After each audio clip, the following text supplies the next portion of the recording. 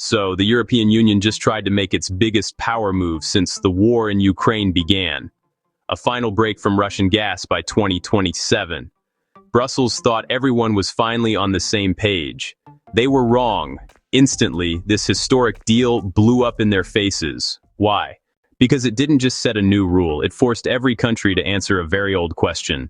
Who's really in charge here? Is it the big EU headquarters in Brussels? Or is it each nation's own capital?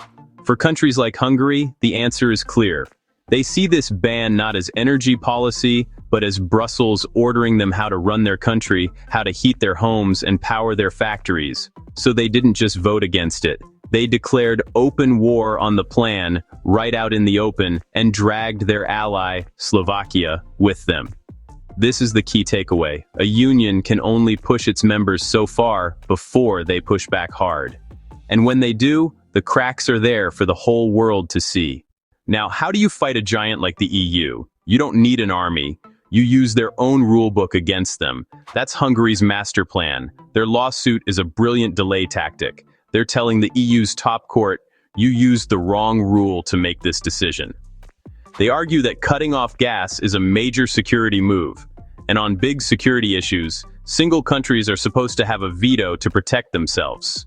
The EU, they say, cheated by calling it a simple trade vote to get it passed faster. This legal fight isn't really about who wins in court years from now, it's about causing gridlock today.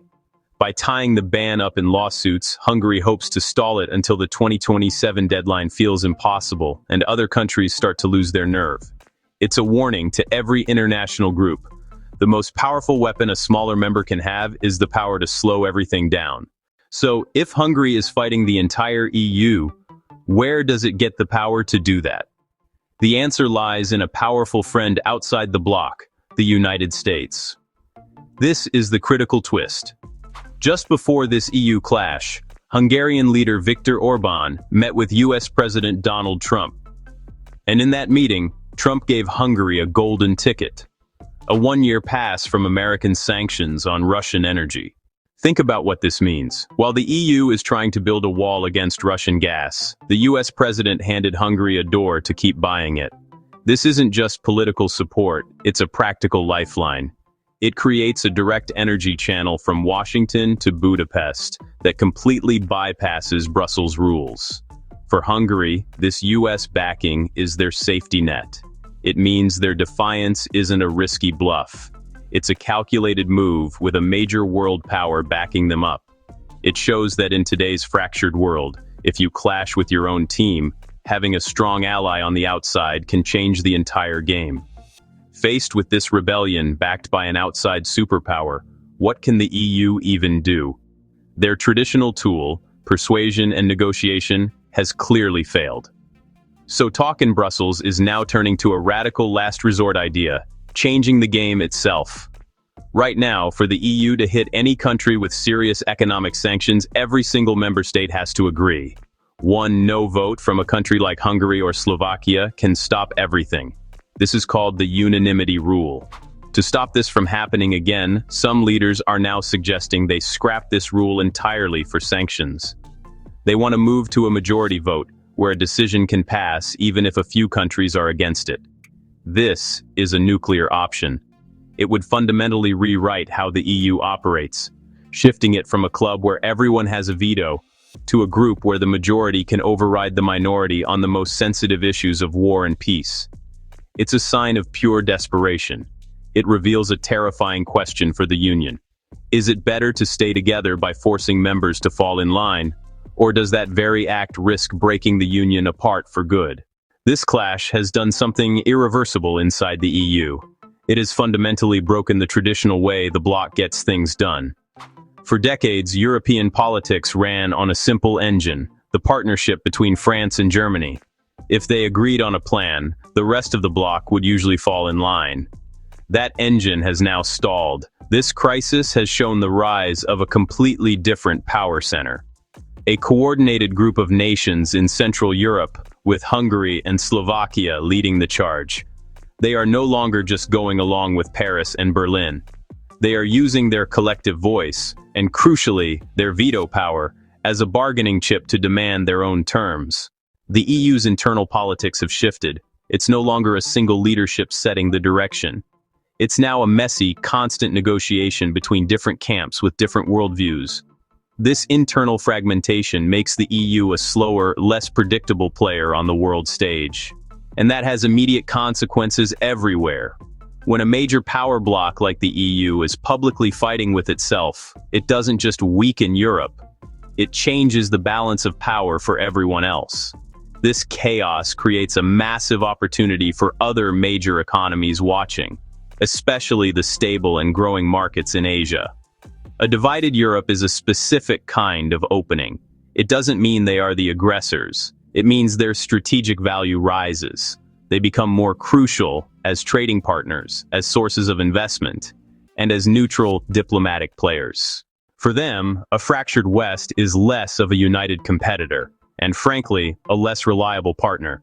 This will likely accelerate a trend we're already seeing. Major economies building their own independent supply chains, their own financial systems, and their own diplomatic networks.